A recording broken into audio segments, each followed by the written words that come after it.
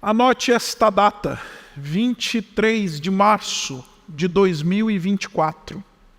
23 de março de 2024 vai acontecer aqui na nossa igreja uma assembleia dos membros da nossa comunidade. E nesta assembleia nós vamos eleger um novo presbitério, uma nova configuração presbiteral aqui em nossa igreja. Por causa disso, nós estamos começando um processo que envolve essa série. Mais para frente nós vamos ter avaliações acontecendo aqui entre nós, um movimento que vai perdurar nos próximos meses, que dizem respeito à eleição daqueles irmãos que o Senhor tem levantado entre nós para servir em capacidade pastoral. Por causa disso, nós decidimos então, ao longo deste mês de novembro, refletir sobre o ofício presbiteral, sobre o que significa ser um pastor, um presbítero. O que significa, qual que é a importância desta figura para a igreja e como é que o pastor e a igreja devem se relacionar, quais são os critérios e os princípios bíblicos que orientam essa relação.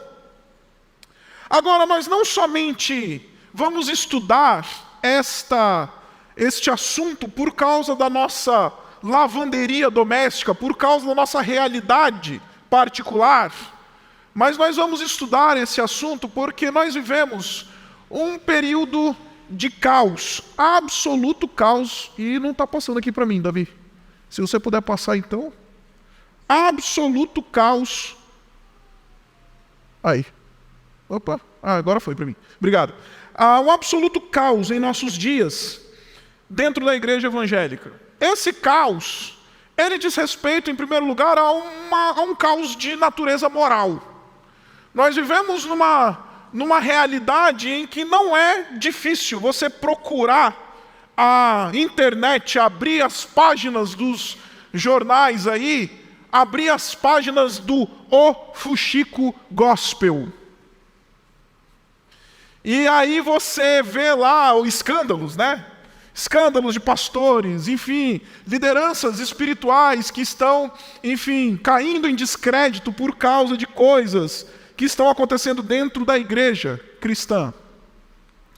Costumo dizer que maldita é a igreja que se deixa orientar por um site chamado O Fuxico Gospel. É de uma infantilidade e de uma imaturidade, de uma carnalidade que a gente não consegue medir. Mas sim, nós vivemos um caos de ordem moral no meio dos evangélicos. Não é só no O Fuxico Gospel que a gente vê escândalos estourando aqui e ali. A gente vê também esse tipo de coisas acontecendo nas páginas dos jornais que são sérios, da grande mídia. Pastores presos por desvios de ordem sexual, pastores que abusam crianças e mulheres por aí, enfim, gente que está roubando a igreja, gente que está vilipendiando a igreja do Senhor Jesus Cristo e dando um péssimo testemunho do reino, do evangelho e da palavra de Deus no mundo. Nós vivemos também um caos de natureza espiritual. Porque, meus irmãos, uma coisa é você estar em pé do ponto de vista moral. Outra coisa é você viver uma vida espiritual de fato vibrante. Porque para ser moral, para ser alguém íntegro, do ponto de vista moral, que não tem problema com entrar a esposa, ou eventualmente roubou alguém, alguma coisa do tipo, não precisa nem ser crente. Ouso dizer que alguns cristãos, eles estão bem aquém desse padrão moral que muitos pagãos têm. Mas nessa jornada, a gente vê que, muito embora a gente encontre muitas vezes líderes que não estão comprometidos em sua trajetória moral diante de Deus, a gente também vê líderes que estão frágeis em sua fé, passando por dificuldades espirituais, problemas de toda sorte, de doença espiritual e doença da alma, dificuldades, escassez, uma sequidão em sua alma que é profunda. Porque, enfim, já não andam mais com Deus, já não cultivam uma relação vibrante com Deus, com a palavra, pela oração, pelo jejum, enfim, de outras maneiras, pelas disciplinas espirituais. Nós vivemos também um caos de natureza organizacional. Eu não preciso citar exemplos aqui, nem quero citar exemplos, mas é muito comum também ouvirmos hoje que igrejas estão se tornando literalmente moedores de carne, né? Absolutamente destruindo as ovelhas do Senhor Jesus Cristo, moendo gente em seus sistemas organizacionais, seus impérios eclesiásticos, e as ovelhas do Senhor Jesus Cristo sendo absolutamente vilipendiadas e sendo machucadas, a sua lã sendo arrancada a sangue frio por organizações que se dizem cristãs, por igrejas, por organizações que se dizem igrejas, e ao invés de cooperarem para a edificação dos santos, estão destruindo os santos. Finalmente, nós estamos falando de um caos doutrinário. Porque acredite, hoje em dia, um pastor que rouba ou que abusa de alguém, etc., ele vai preso e ele, às vezes, cai do ministério por isso. Mas hoje em dia, desvio doutrinário já não derruba mais pastor. Você já percebeu isso? Defender doutrinas alheias à palavra de Deus, defender doutrinas que negam a sã doutrina e o evangelho, já não derruba mais pastor nos nossos dias. Aliás, questionar um falso mestre dentro da igreja é um ato revolucionário. Quando é algo padrão ensinado pela Escritura, nós estamos falando de algo absolutamente comum nos nossos dias. E as igrejas do Senhor Jesus Cristo, elas foram treinadas pelos apóstolos que as fundaram a colocar em xeque os pregadores e zelarem pela sã doutrina. Mas hoje em dia, questionar o falso mestre, vão dizer, não julgueis para que não sejais julgado, né? Heresia não derruba mais pastor. Heresia não é algo mais que depõe contra o ministério de um líder. Ser alguém que não está mais comprometido com a Sagrada Escritura e com a sã doutrina, já não é mais um critério que determina a qualificação ou a desqualificação de um líder.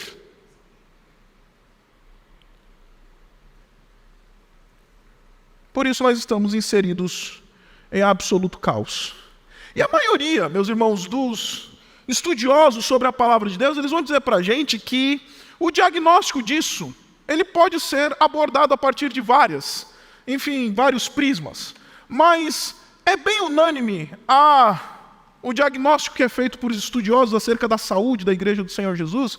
E o diagnóstico ele é muito simples. Esta situação de caos que nós vivemos em nossos dias é uma situação que ela só acontece em nossas igrejas porque existe uma escassez de pastores piedosos e frutíferos. É a classe do pastor piedoso e frutífero, é uma classe em extinção dentro da igreja evangélica hoje. O reverendo Hernandes Dias Lopes, ele fala uma coisa interessantíssima naquele livro dele, Piedade e Paixão. Ele diz assim, a classe pastoral está em crise.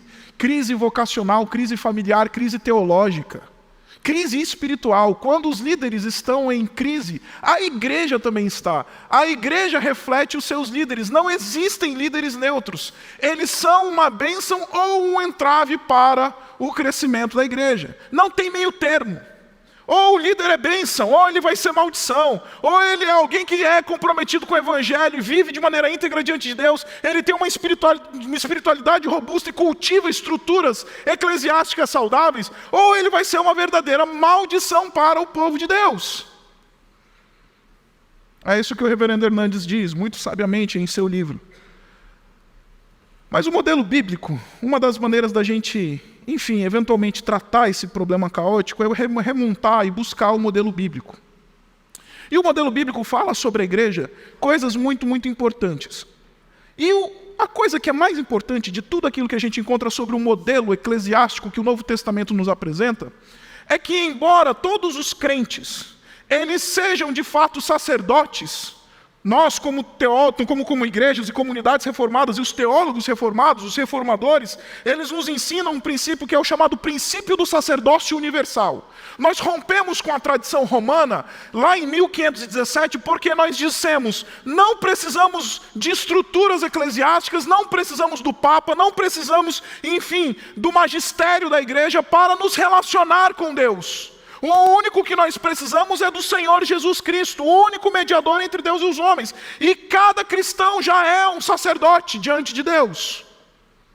E de fato, cada cristão é um sacerdote. 1 de Pedro, capítulo 2, versículo 9, vai dizer que nós somos sacerdócio real. Mas embora cada crente seja sacerdote, a igreja do Senhor Jesus Cristo, quando nós olhamos para o padrão neotestamentário, e hoje a gente vai dar uma volta grande aqui, a gente descobre que a igreja do Senhor Jesus Cristo ela deve ser governada por uma pluralidade presbiteral. No Novo Testamento, todas as igrejas que nós encontramos narradas no Novo Testamento, todas elas são lideradas e governadas por uma pluralidade presbiteral, por uma pluralidade de pastores. Deixe-me mostrar isso para você. Olha só o que diz Atos, no capítulo 14, ele diz assim: Paulo e Barnabé designaram-lhes presbíteros em cada igreja, tendo orado e jejuado eles, presbíteros em cada igreja que foi plantada naquela viagem. Mas note, presbíteros, está no plural a palavra. Não foi um presbítero, não foi um pastor. E isso depõe bastante contra a nossa realidade de igreja batista, porque nós estamos acostumados a pensar que igreja batista é uma igreja que é governada por um só, né? Igreja batista, a igreja tem um pastor, que é ele que manda, ele que faz, ele que acontece. Isso é algo que coloca em xeque muitas das nossas convicções, ou muitas vezes aquilo que nós entendemos por igreja, ou eventualmente a experiência que a gente passou a vida inteira. Talvez você que esteja aqui, esteja lembrando da sua experiência comunitária, esteja falando: puxa vida, a minha vida inteira eu fui de igreja onde só tinha um pastor. No Novo Testamento isso é uma anomalia. Olha só em Atos, no capítulo 20, de Mileto, Paulo mandou chamar os presbíteros, de novo, da igreja de Éfeso. De novo no plural. Os presbíteros da igreja de Éfeso.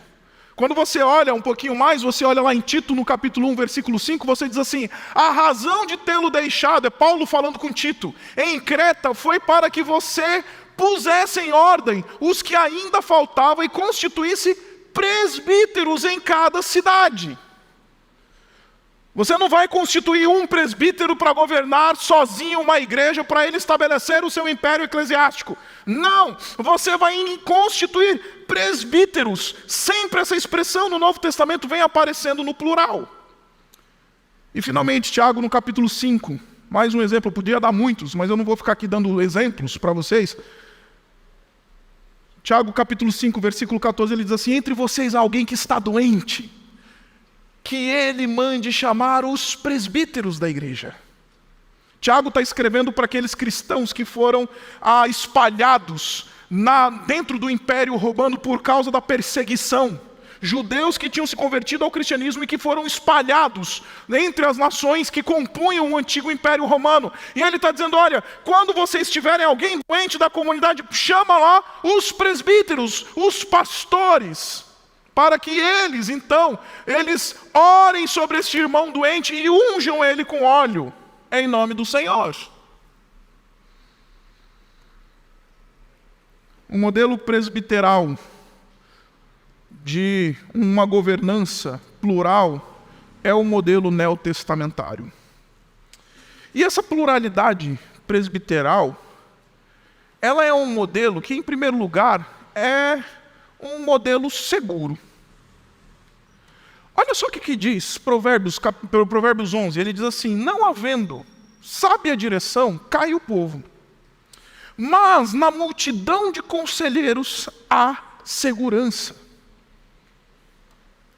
Quando uma igreja ela é liderada e governada por um colegiado presbiteral, por mais de um pastor, o que o texto bíblico está dizendo para a gente é que neste modelo plural há segurança.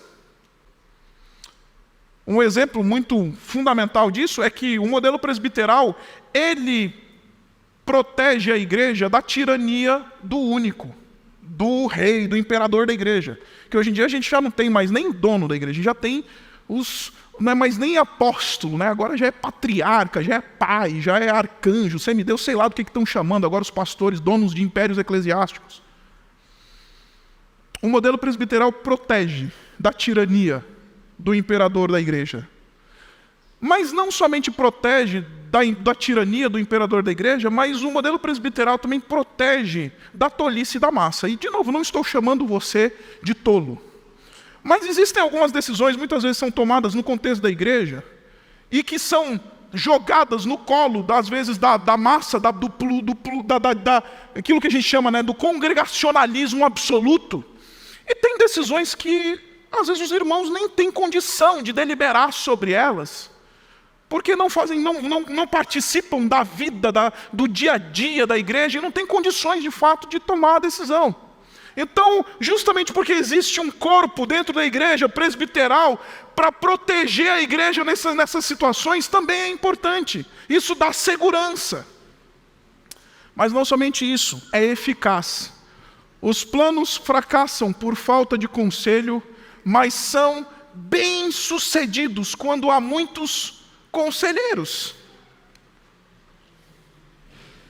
Eu não tenho dúvidas, meus irmãos, de que a Igreja Batista Urbana, nesses 7 anos, e acredite, nós não somos uma comunidade grande. Pelo menos eu não considero a nossa igreja grande. Tem um pessoal aqui da nossa igreja que fala, a igreja não é grande.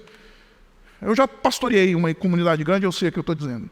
A nossa igreja é uma igreja de médio porte. Mas eu recebo muitas mensagens durante a semana de outras pessoas, outros plantadores que dizem assim, pastor, o que a Urbana fez para ter dado certo? Aí a primeira resposta que eu dou, em primeiro lugar, eu não sei te dizer, é pura e absoluta graça de Deus. Eu não tenho uma receita de como fazer uma igreja crescer em 7 anos. Não sei, não tenho essa receita, não sei a fórmula.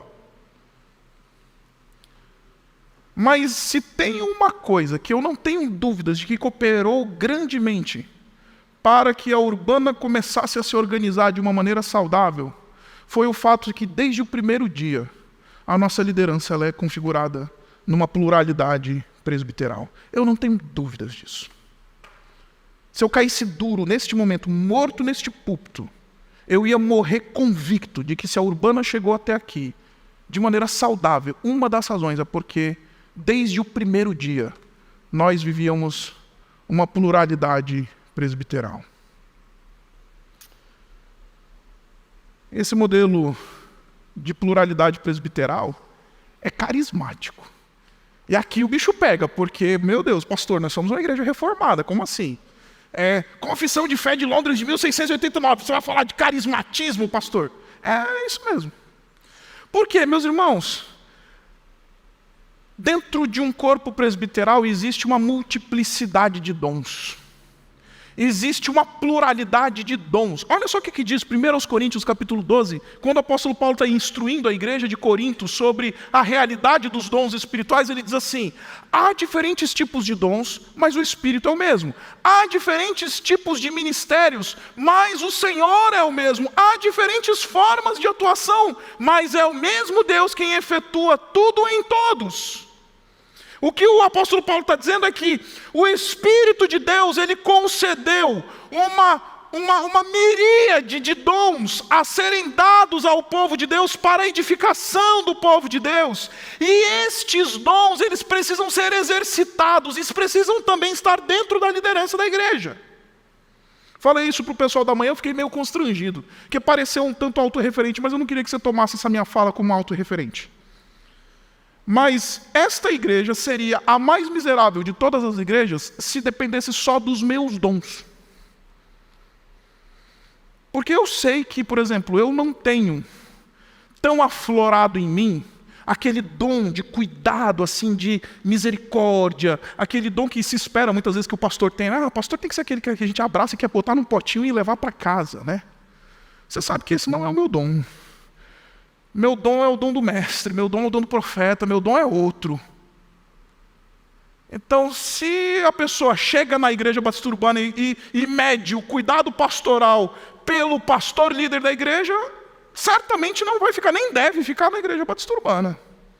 Mas graças a Deus, porque o Espírito Ele capacita outros, né? Ele sopra dons e vai levantando um que consegue cuidar bem, o outro que sabe administrar bem, o outro que sabe fazer uma outra coisa bem, que o pastor líder não necessariamente sabe fazer, ou foi capacitado pelo Espírito de Deus para fazer. E é justamente porque os carismas, os dons espirituais, eles foram concedidos à igreja. Quando nós trabalhamos uma liderança plural, nós temos na mesa da liderança vários dons, uma multiplicidade de dons, uma pluralidade de dons. E isso é extremamente importante, meus irmãos. Extremamente importante.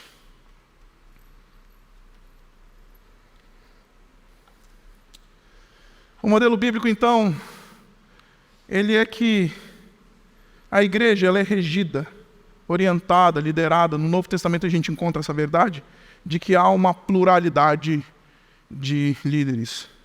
Mas na mesma medida em que a gente encontra no Novo Testamento essa pluralidade de líderes, nós também encontramos uma verdade muito, muito bonita de que dentro do governo presbiteral, ou dentro deste modelo de pluralidade presbiteral, um desses presbíteros, ele normalmente é designado o líder deste colégio presbiteral. Esse termo é chamado, essa realidade é expressa por um termo latino, por essa expressão latina aí que diz assim, primus inter pares.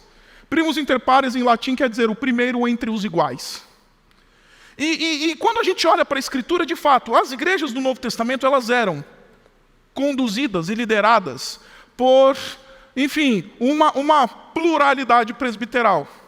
Ao mesmo tempo que a palavra de Deus nos diz isso, ela também nos diz, por exemplo, que alguns líderes eles eram mais proeminentes dentro desse corpo presbiteral. Se você der uma olhada comigo, você pode olhar, enfim, eu acho que eu não vou nem abrir, porque eu não tenho mais tempo, eu já tinha que ter entrado no texto já. Mas Timóteo, ele era o líder do presbitério em Éfeso. Se você voltar lá em 1 Timóteo no capítulo 1, é Timóteo responsável por ordenar outros presbíteros, por exemplo. Era Timóteo responsável, se você olhar no capítulo 5, de receber a acusação acerca dos outros líderes da igreja.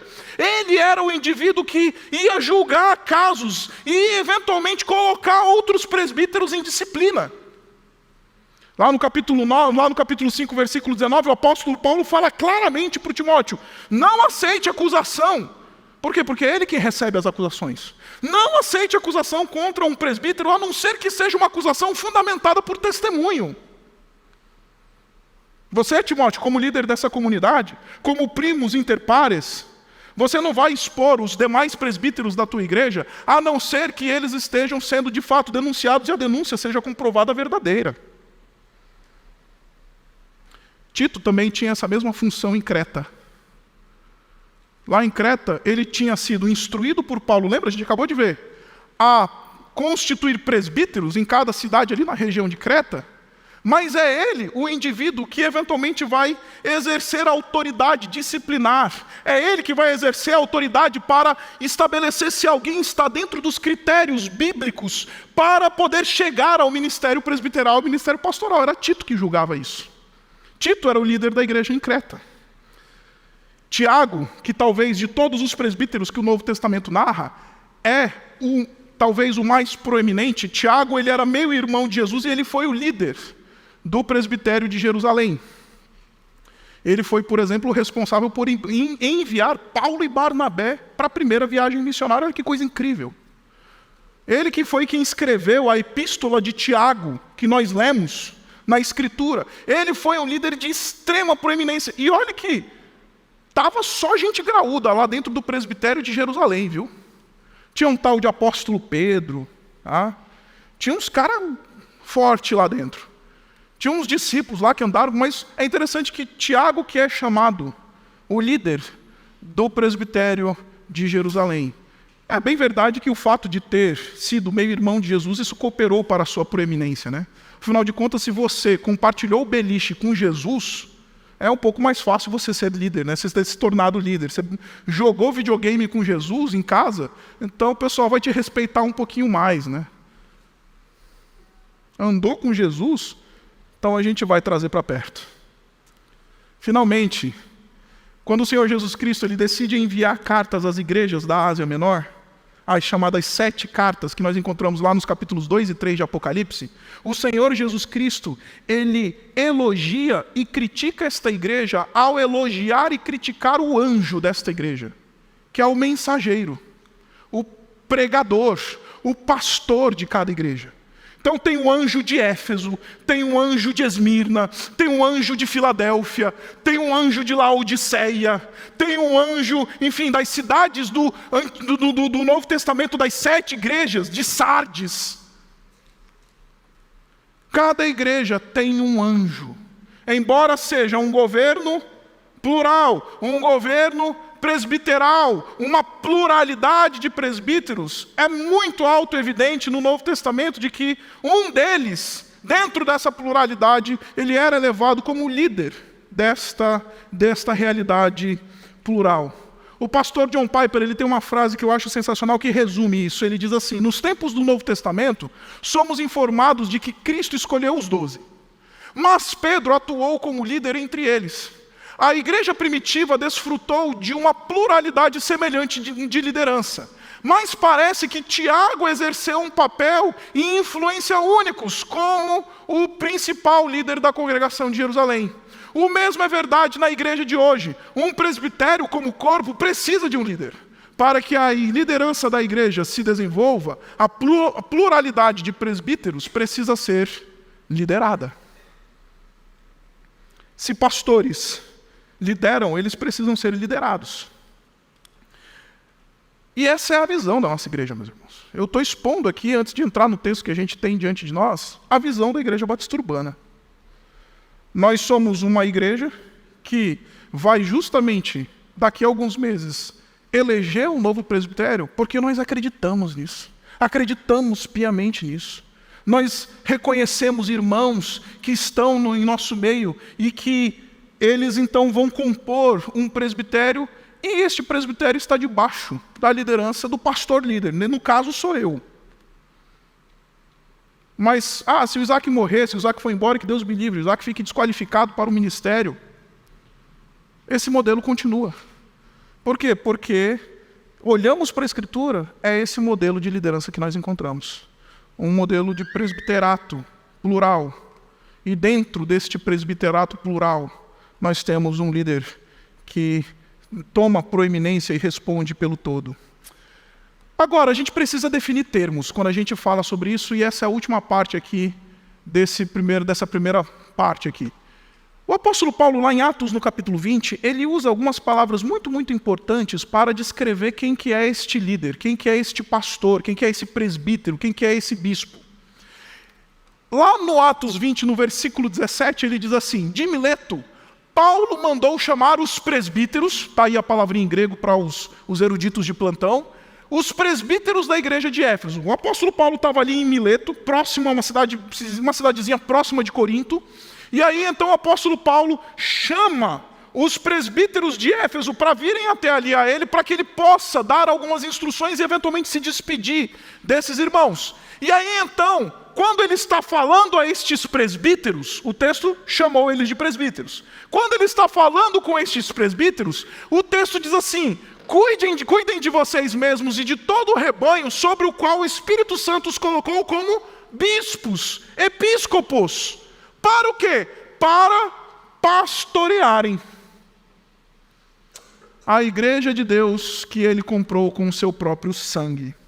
Em outras palavras, o texto bíblico está dizendo para a gente que há uma intercambialidade dessas expressões, as expressões bispo, presbítero, pastor, ancião. Embora em algumas tradições você veja uma hierarquia, né? Porque tem igreja evangélica por aí que bota o bispo lá em cima, né? O bispo é aquele pastor o mais importante de todos, aí depois vem o pastor, aí depois vem o presbítero, aí depois vem o obreiro, aí depois vem o evangelista, né? Cada igreja tem a sua hierarquia. Mas não, no Novo Testamento, o presbítero, ele é bispo e ele pastoreia. Essas expressões, elas são absolutamente intercambiáveis e se referem tão somente àquele que Deus separou por meio do seu Espírito para guiar o rebanho do Senhor Jesus Cristo. Por que isso é importante, meus irmãos? Porque assim a gente então pode entender as funções fundamentais de um presbítero. Se a gente já sabe o que é um presbítero, se a gente já sabe qual que é o modelo, se a gente já sabe como é que funcionam as coisas, a gente precisa entender quais são as funções fundamentais de um presbítero. Para que serve o presbítero? Quais são, de tudo que ele vai fazer na igreja, um pastor, um presbítero, um bispo, o que ele faz? Em primeiro lugar, ele é chamado à presidência, à liderança, a liderar. Os presbíteros que lideram bem a igreja são dignos de dupla honra, especialmente aqueles cujo trabalho é a pregação e o ensino, olha só. Isso é o apóstolo Paulo falando a Timóteo, lá em 1 Timóteo, no capítulo 5. Ele está dizendo, presbítero, pastor, bispo, este precisa liderar. Além disso, ele também precisa pregar, porque o texto diz que eles lideram, mas eles também têm o trabalho da pregação e do ensino. Compete ao presbítero, ao pastor, ao bispo, ao ancião, seja lá como a tradição chame, a sua tradição aqui na nossa igreja a gente chama de pastor. Seja lá como é que a gente chame, este indivíduo precisa ser alguém separado para o ministério da oração e da palavra, para o ministério do ensino. Não existe presbítero, pastor, sem competências de ensino. A gente vai ver daqui a pouco. Isso é uma anomalia no Novo Testamento. E em terceiro lugar, eles são chamados para pastorear. No texto que a gente acabou de ver de Atos 20, no versículo 28, o apóstolo Paulo ele fala para os presbíteros de Éfeso, ele diz assim, cuidem de vocês mesmos e de todo o rebanho sobre o qual o Espírito Santo os colocou como bispos, para pastorearem. Então, pastor pode fazer um monte de outras coisas, mas essas são as 3 coisas mais fundamentais que o Novo Testamento nos ensina sobre o ministério e a função de um pastor. Não dá para ser pastor e falar, não gosto de liderança. Não dá para ser pastor e falar, não gosto de pregar e ensinar. Não dá para ser pastor e falar, não gosto de pregar. E aqui estou me expondo, meus irmãos.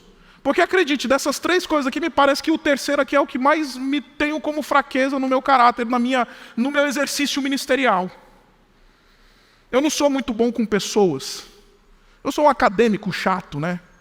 Eu sei que gostar de mim é muito difícil. Cara, acadêmico chato, só pensa em livros, só fica lá pensando no sermão, nas séries e não sei o que, e tarará. Mas não dá para você querer ser pastor. Não dá para alguém ser revestido de autoridade pastoral, sem querer sentar com a ovelha, conversar com a ovelha, pastorear a ovelha, cuidar da ovelha, chorar com a ovelha, adentrar de maneira reverente a santidade dos casamentos, a vida dos irmãos e das irmãs. Não dá.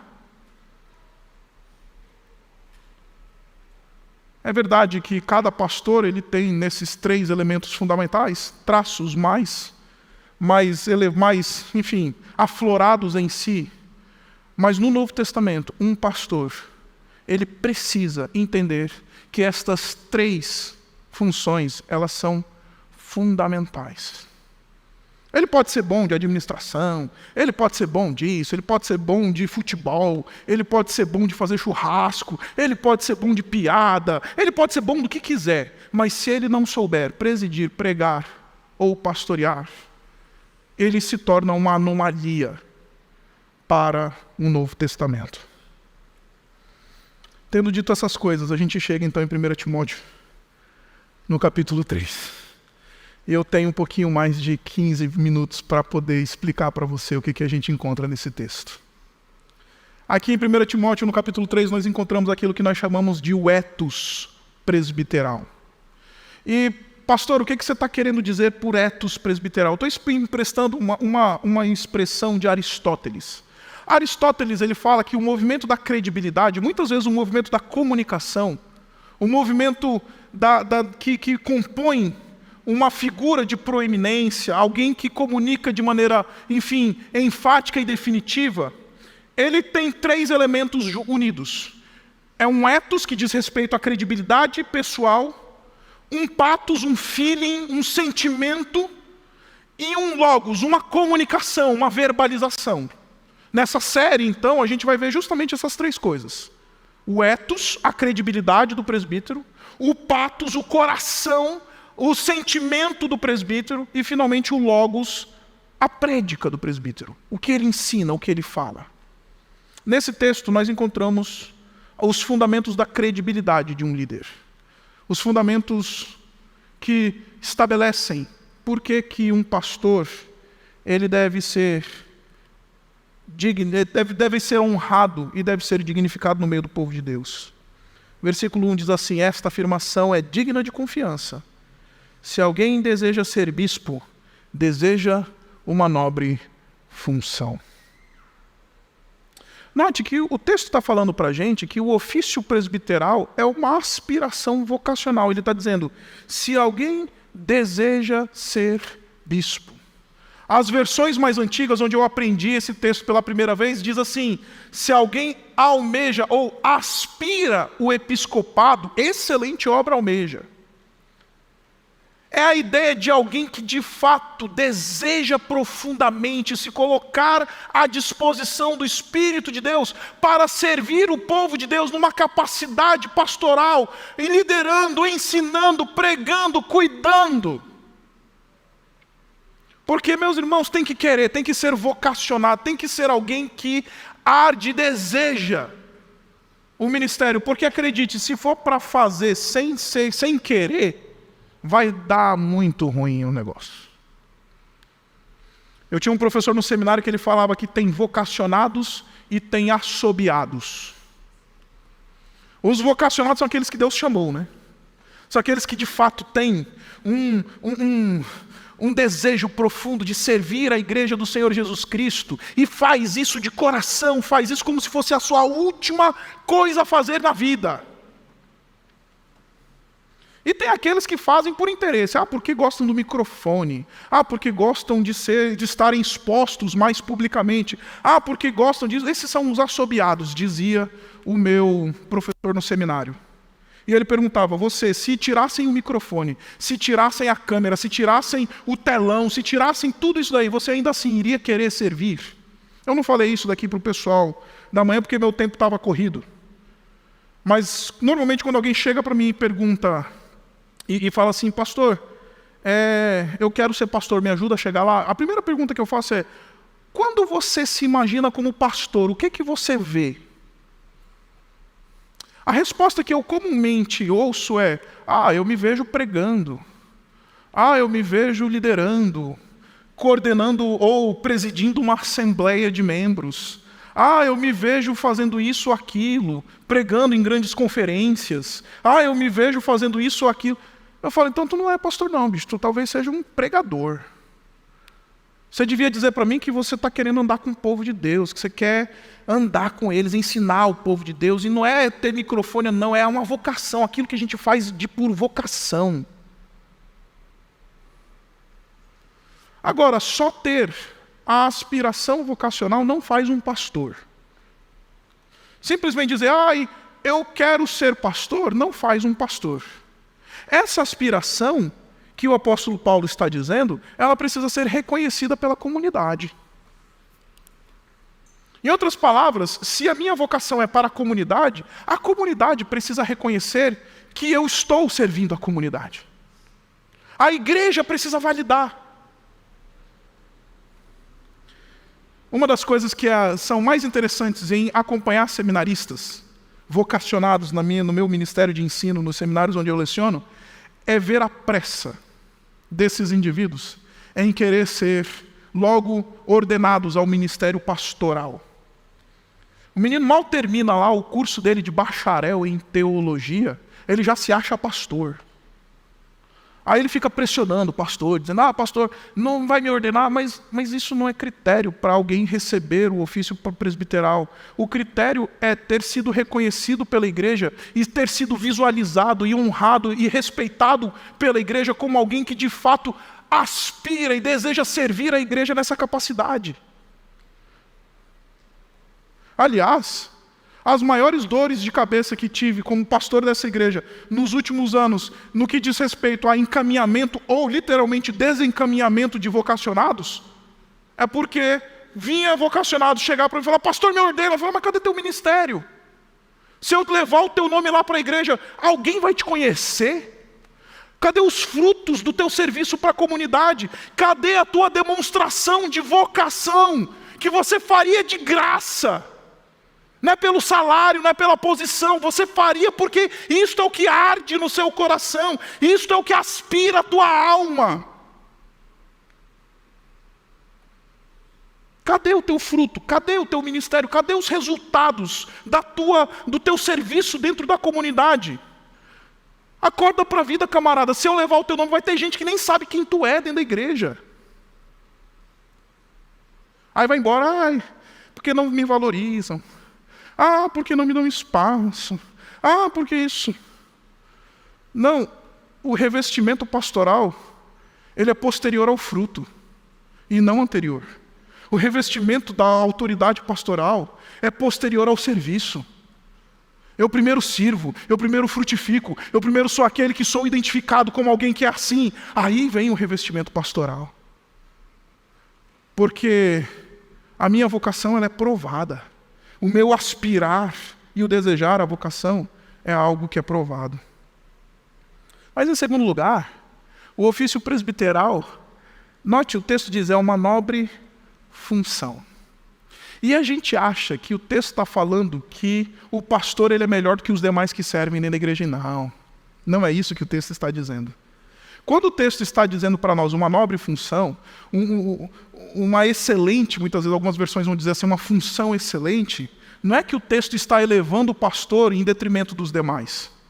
O texto está nos dizendo que o ministério pastoral precisa ser encarado pela igreja como algo caro, importante, que deve ser tratado com reverência. Vou dar um exemplo para vocês e acho que você vai conseguir finalmente compreender o que eu estou querendo dizer. Eu não herdei absolutamente nada do meu pai. Meu pai era um pastor pobre. Para não dizer que não herdei nada do meu pai, eu herdei livros. Livros. E o meu pai, ele me deixou de herança uma coleção de um teólogo norte-americano, que ela hoje é raríssima, raríssima. Uma coleção inteira, coleção completa. Foi talvez um dos teólogos que meu pai mais, de quem meu pai mais bebeu nesse ministério pastoral. Meu pai morreu com mais de 40 anos de ministério pastoral nas costas. Então, ele tinha esses livros e ele costumava falar muito desse autor norte-americano, que era um cara que influenciava muito ele, etc, etc. E ele foi comprando ao longo do seu ministério, porque eram livros caros, livros em inglês. Na época não existia a Amazon, então você tinha que implorar para alguém que estava indo para os Estados Unidos achar o livro lá em alguma Barnes & Noble e tudo mais, e trazer o livro para você, etc. E meu pai, em 40 anos de ministério, ele conseguiu fechar a coleção inteira deste autor. Aí estava eu no seminário, não faz muito tempo isso. Um professor colega virou para mim e falou assim, puxa, tem aquela série, antiga, mas muito boa, pena que não está sendo publicada mais, daquele autor e tal. Aí eu virei para ele e falei, cara, você não acredita. Ele falou o quê? Eu herdei do meu pai, eu tenho essa série em livro, não é versão digital não, em livro, todinha. Aí ele virou para mim e falou assim, quanto é que você quer nela? E esse colega professor, ele tinha a bala na agulha. Se eu falasse para ele, sei lá, 20 mil reais, ele pagava ali na hora. Aí eu virei para ele e falei, então, cara, deixa eu te falar. É que isso não tem preço para mim. É caro para mim. Porque não é só um livro. Tem um valor sentimental de uma herança que meu pai me deixou. Tem um valor sentimental, é algo que me é caro. Então você não vai conseguir, você pode me oferecer todo o dinheiro que você tem na vida, você não vai comprar esse negócio. É assim que a gente precisa encarar o ministério pastoral na igreja. É algo caro à igreja, importante à igreja, vital à igreja. É nobre não porque o pastor é melhor do que os demais, é porque a vitalidade, a saúde da igreja passa pelo ministério pastoral. Então aquele que está querendo servir nesta capacidade, precisa compreender que está querendo servir em uma função que ela é extremamente importante, que você entra com os pés descalços. Que você trata com reverência e fala, isso daqui é muito, mas muito importante. Sério, não é brincadeira. Não é qualquer um que chega ao ministério pastoral, não é qualquer um que vai dizer, eu tenho uma aspiração pastoral e aí se torna pastor, não. Porque a saúde da igreja do Senhor Jesus Cristo passa pelo exercício do ministério pastoral. Terceiro lugar, e assim eu começo a caminhar para o fim. Eu já estourei todos os tempos aqui, hoje vai passar um pouquinho, tá, gente? Desculpa. O ofício presbiteral, ele exige qualificação. Olha só o que diz o versículo 2, ele diz assim, é necessário, pois, portanto, que o bispo seja irrepreensível. Tem qualificação. Não é qualquer um, porque tem que ter qualificação. Em primeiro lugar, qualificações morais. O texto diz, irrepreensível. Primeira coisa que a gente precisa entender, meus irmãos, é que o texto não está falando que o pastor tem que ser aquele perfeitão. Porque se o pastor tem que ser o perfeito, vocês recebam a minha resignação hoje. Recebam. Eu coloco o meu cargo à disposição dos irmãos. Porque eu não sou perfeito. Hoje pela manhã, no café da manhã, antes de vir pregar aqui às 11h15, eu estava me acertando com a minha mulher de uma discussão séria que a gente teve ontem. E sim, a gente dormiu de bundinha um para o outro. Desculpa o perdão da expressão. Pastor dorme meio brigado de vez em quando com a esposa. Aí tive que me acertar com a minha mulher. Falei, amor, eu vou pregar sobre ser irrepreensível. A ironia, né? Eu preciso me acertar com você. Então, o texto não está dizendo que o presbítero ele tem que ser perfeito. Porque só tem um pastor perfeito e esse está sentado à destra do Pai Todo-Poderoso. É Jesus. Mas o pastor, por irrepreensível, o texto está nos ensinando que é alguém que leva a sua vida a sério e é intencional e diligente em viver uma vida que modela ao povo de Deus. Tropeços acontecem, somos caídos, os nossos pés todos são de barro. Acredite, o que estou pregando a vocês é o sermão, um dos sermões que jamais me acusaram aqui ao longo desses 7 anos como igreja. Mas o pastor tem que ser irrepreensível. E o que significa ser irrepreensível? Todos os versos seguintes vão traduzir a nós o que significa ser irrepreensível.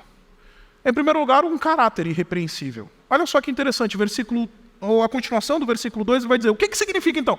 É preciso que ele seja irrepreensível. Vem comigo no versículo 2. Marido de uma só mulher, moderado, sensato, respeitável, hospitaleiro, apto para ensinar, não deve ser apegado ao vinho, nem violento, mas sim amável, pacífico e não apegado ao dinheiro. Todas essas características dizem respeito ao caráter do indivíduo. Então, o que significa ser irrepreensível, senhor apóstolo Paulo? É alguém que leva a sério cada uma desses critérios estabelecidos aqui pelo texto.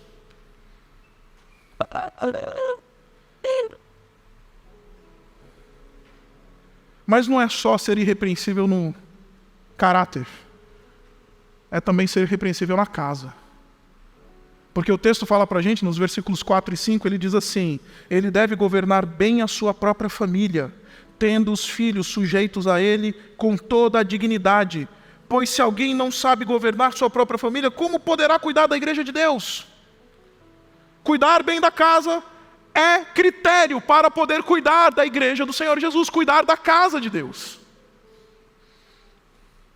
Então, ser irrepreensível no caráter, ser irrepreensível na casa, e ser irrepreensível, e esse ser aqui é uma improvisação minha, só para você memorizar, na sua conceituação, na sua reputação, no conceito, na reputação, no crédito que ele tem diante das pessoas. Porque olha só o versículo 6, ele diz assim, não pode ser recém-convertido para que não se ensoberbeça e caia na mesma condenação que caiu o diabo.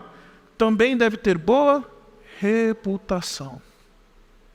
E é para com os de fora. Não basta ter reputação só com os de dentro, não. Os pagãos precisam olhar para dentro e falar assim, olha, esses crentes aí eu não conheço nenhum. Mas eu sei que aquele homem que lidera essa comunidade aí é uma pessoa séria. É isso que o povo tem que dizer, os pagãos. Ele tem que ter boa reputação perante os de fora. Os de fora. A barra é alta, né? A barra é altíssima. Eu queria ter tempo, e um dia ainda vou fazer isso aqui na Urbana, se o Senhor me conceder graça e eu tiver essa oportunidade, de talvez fazer uma exposição de cada uma dessas palavrinhas aqui. Nessa altura do campeonato eu não tenho mais tempo, eu queria poder fazer isso com você. Mas não somente qualificações morais, do caráter, da casa, da conceituação, mas qualificações doutrinárias. Note que eu pulei, no versículo 2, a expressão apto para ensinar. Porque acredite, meu irmão e minha irmã, os mesmos critérios de piedade e de qualificação moral que o pastor tem, o diácono também tem, sabia? Os mesmos. Os mesmos critérios são os mesmos. Eu desafio depois você, durante essa semana, continuar lendo esse texto e você vai ver lá. Os mesmos critérios aparecem para o diácono, para aquele que vai servir na diaconia da igreja. Sabe qual que é a diferença entre o pastor e o diácono? É que o pastor ele é apto para ensinar. Apto para ensinar. Essa é a diferença, mas as qualificações morais de pastores e diáconos são as mesmas. Em outras palavras, meus irmãos, o pastor ele não somente precisa ser visto pela comunidade como um modelo de caminhada com Deus, mas ele precisa também ser respeitado pela comunidade como fonte de instrução e de ensino na palavra de Deus.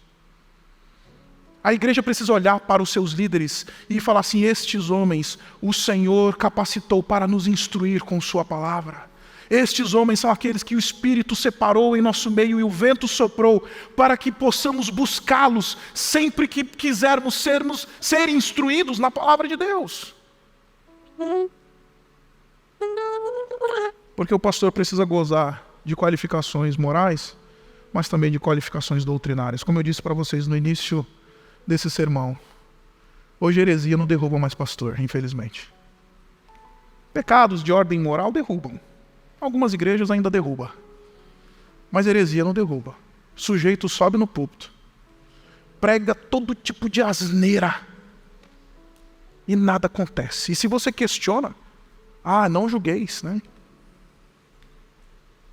Não julgueis.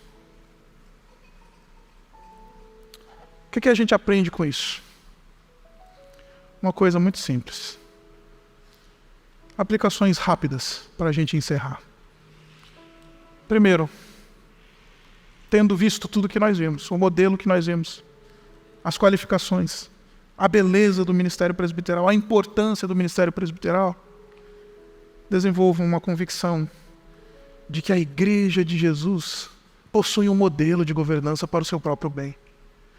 Jesus não estabeleceu presbíteros para que haja uma hierarquia dentro da igreja, não. Jesus estabeleceu presbíteros para que o povo de Deus seja conduzido à semelhança do Senhor Jesus Cristo. É para o bem do povo de Deus, para a edificação do povo de Deus, que existem pastores e líderes. Em segundo lugar, espere, de verdade, eu quero notar, traçar, sublinhar essa expressão. Espere que aqueles que estão revestidos de autoridade presbiteral sejam modelos de piedade e zelosos da doutrina. A minha oração e o meu desejo para a Igreja Batista Urbana é que a membresia da Igreja Batista Urbana seja tão madura a ponto de que todo pastor que subir no púlpito saiba que ele está sendo examinado de alto a baixo, não somente em sua prática de vida, mas em seu ensino. Seja uma comunidade tão madura que tem condições de colocar em xeque os que pregam, os que ensinam, os que lideram. Uma comunidade tão madura que espera, não a questão de opção, vamos ver o que tem, não. Esperamos que aqueles que estão revestidos sejam assim. Cobrem disso. E é isso. Ore pelos futuros presbíteros de nossa igreja. ore pelos futuros presbíteros de nossa igreja. Existe um movimento que depois a membresia vai ser informada que já está acontecendo. E Deus já está soprando e levantando. Existem homens e irmãos que estão sendo treinados em nosso meio. Ore por eles, ore por esse processo para que aqueles que vão receber a imposição de mãos, estes sejam aqueles quem o Espírito escolheu. Não necessariamente que o pastor viu alguma qualificação somente, mas que foram chamados pelo Espírito de Deus para servir a nossa comunidade. E em quarto lugar, honre e cultive consideração para com os futuros presbíteros de nossa igreja. Se provarem íntegros, se provarem retos, se provarem homens de valor e homens da palavra, sim, é isso que a palavra de Deus instrui. Eles devem receber honra, eles devem receber o respeito, eles devem ser considerados. 1 Tessalonicenses, é o texto que está aqui entre parênteses, 1 Tessalonicenses, capítulo 5, no versículo 12, o apóstolo Paulo chama a igreja de Tessalônica para considerar, dar a devida importância àqueles que o Senhor separa para o ensino. Agora você talvez esteja pensando, e acredite, eu sou o mais acusado neste sermão que eu acabei de pregar. Que acredite, a barra é altíssima. Meus pés são absolutamente de barro.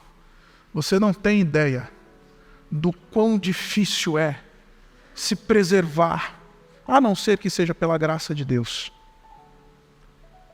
Mas acredite, isso tudo que a gente viu não é sobre homens que Deus levanta, mas é sobre um supremo presbítero, um pastor maior. O pessoal me pergunta e fala assim: Isaac, você é o líder da igreja batista urbana? Você é o pastor sênior? Não, eu sou o copastor. Talvez o copastor principal, mas eu sou copastor. Porque o pastor da igreja não sou eu. O pastor da igreja, ele é pastor da igreja porque ele morreu pela igreja. É aquilo que a gente vai celebrar na mesa daqui a pouco. Ele é pastor da igreja porque ele se entregou o seu corpo para a igreja. Deu o seu sangue, ele é o verdadeiro supremo pastor. Quando se manifestar o supremo pastor, e eu acho interessantíssimo quando o apóstolo Pedro escreve isso, e a gente vai olhar com calma para essa passagem, nos próximos sermões. Quando o apóstolo Pedro, ele escreve isso, ele está falando assim: olha, presbíteros, olha, igreja, deixe-me fazer vocês entenderem uma coisa. Nós nos guiamos por uma esperança deste quando, uma esperança dessa manifestação deste supremo pastor. Vivemos numa esperança e caminhamos neste mundo aguardando a manifestação deste pastor perfeito, deste pastor que tem qualificações morais absolutas, qualificações doutrinárias. Ele é o verbo encarnado. A gente vive, persegue e aguarda com ansiedade o dia que esse pastor supremo vai se manifestar, vai levar para si a sua igreja e vai dar cabo de todas as coisas. Mas até lá, acredite, Deus ele vai levantando pastores menores que, em vez de chamarem a atenção para si, eles apontam para o pastor maior. Ao invés de serem aqueles que querem atrair a noiva de Jesus para Jesus, eles querem roubar essa atenção da noiva para si. Esses são falsos mestres, esses são falsos pastores.